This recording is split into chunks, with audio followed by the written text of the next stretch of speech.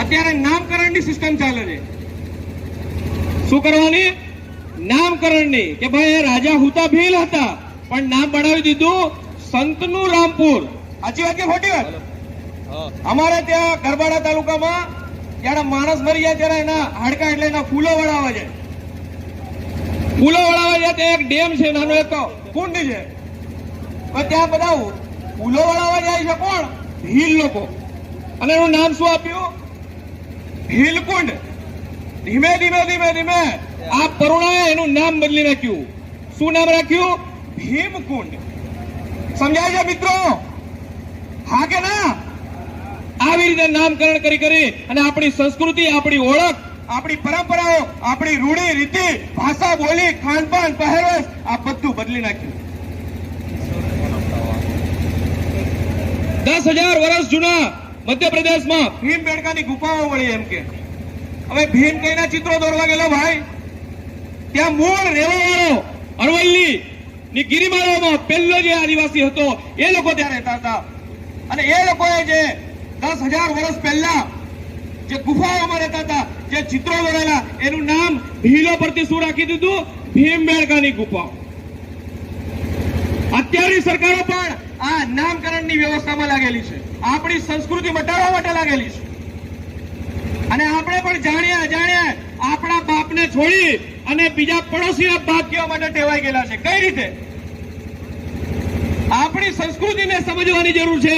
આપણા વડીલોને, માતાઓને, બહેનોને, જે લોકો જૂના વડીલો છે એમને પૂછો કે તમારી સંસ્કૃતિ શું હતી, તમારી પરંપરાઓ શું હતી.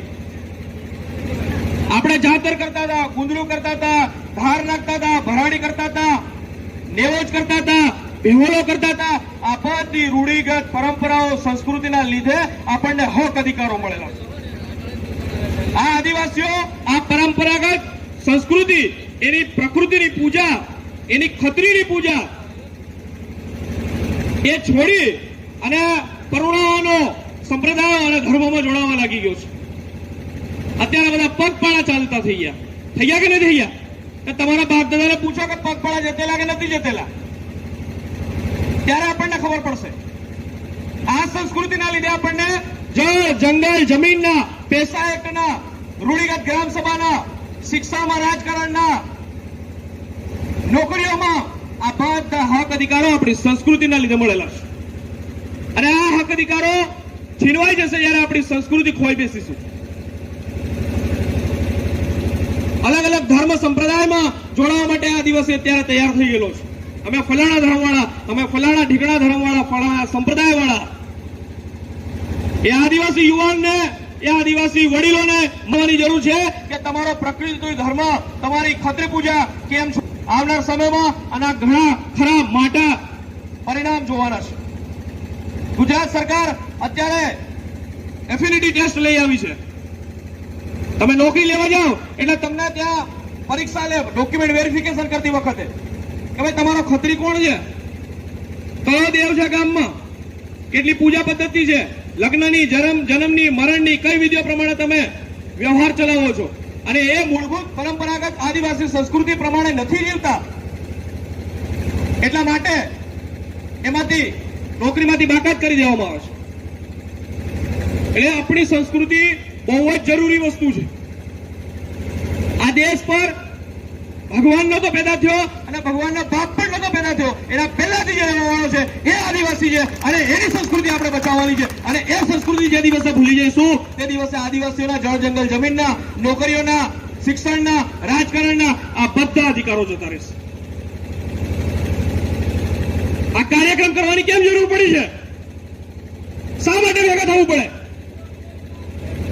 કારણ કે આપણો ઇતિહાસ દબાવવામાં આવ્યો, આપણી સંસ્કૃતિ ખતમ કરવામાં આવી રહી છે. જે આપણા બાપ દાદાઓ કબીલાઓમાં રહેતા હતા, રાજ્ય કરતા હતા, જે રાજાઓ હતા, એ લોકોનો અસ્તિત્વ, એ લોકોનો ઇતિહાસ ખતમ કરવાની વાત ચાલી રહી છે. કોઈ પણ સમાજ ત્યારે જ ઉપર આવે જ્યારે એનો પોતાનો ઇતિહાસ જાણતો હોય. અહીંયા રાજપૂત એમ કે અમે રાજપૂત છીએ, એ છાતી ઠોકીને કે, એ ગર્વથી કે, એ માથું ઊંચું કરીને કે અમે રાજપૂત છીએ. અને વાણિયા હોય, બામુણ હોય કે કોઈ પણ જાતિ પ્રજાતિનો માણસ હોય, શું કે કે અમે ફલાણા છીએ. જ્યારે આદિવાસી પરિવાર નામનું જે વિચારધારાઓ ત્યાં આવી ત્યારે માણસ એ નોકરી કરવા વાળો માણસ જે પોતાની નોકરી પોતાનો અભ્યાસ એ આદિવાસીની સંસ્કૃતિના નામ પર લીધેલા સર્ટિફિકેટના નામ પર નોકરી કરવા જાય છે. પોતાની જાતને ઓળખવાનો અથવા એને ઓળખાણ છતી કરવાની પણ એને ડર હતો. શું કહેતા હતા? અમે તો ભીલ નથી, અમે તો ફલાણા છીએ. કહેતા કે નહોતા કહેતા? આદિવાસી પરિવારના કારણે આ ગર્વથી આદિવાસી એમ કહી શકે છે કે હું આદિવાસી છું. જય જોહાર, જય ભીલ પ્રદેશ કહી શકે કે નથી કહી શકતો? આ પરિણામ છે. આને આપણે આગળ ધપાવવાનું છે. એટલા માટે આ કાર્યક્રમોની જરૂર પડે છે. આ બાળકો બેઠેલા હશે, યુવાનો બેઠેલા હશે, એમને ખબર છે કે ગાંધીજી કોણ હતા, સરદાર કોણ હતા, ભગતસિંહ કોણ હતા. અને વર્ષો સુધી ચલાવવામાં આવ્યું શાળા, કોલેજો, યુનિવર્સિટીઓમાં. પરંતુ આદિવાસીઓનો ઇતિહાસ દબાવવામાં આવ્યો. આદિવાસીઓને અત્યાર સુધી અને દેશને પણ જાણ રાખવામાં આવ્યો કે આ દેશના ધૂળ મૂળના ધણી કોણ હતા. જલિયાવાલા બાગના હત્યાકાંડમાં 300 જેટલા માણસો નું મૃત્યુ થાય છે.